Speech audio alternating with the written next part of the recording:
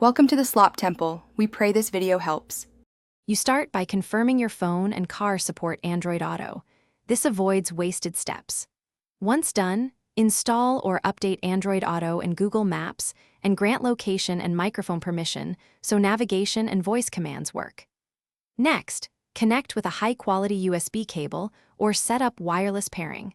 Unlock your phone and accept the Android Auto prompts on both devices. Doing these first ensures the car display will receive maps and voice input. Now open Google Maps on the Android Auto screen. You can also use the physical maps icon on your head unit. Use voice.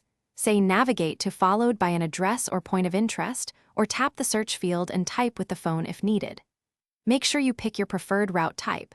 Fastest versus avoid tolls, and enable voice and lane guidance so you get real-time spoken instructions and clear lane visuals. This reduces distraction and keeps you on the best route automatically.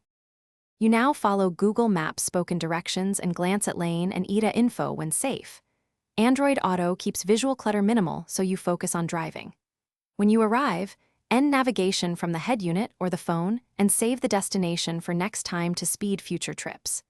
If Maps does not appear or audio is missing, restart your phone, check Android Auto and Maps app permissions, try a different USB cable, or update both apps.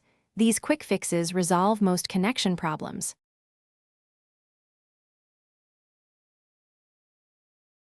Thanks for watching. Consider subscribing if we helped you.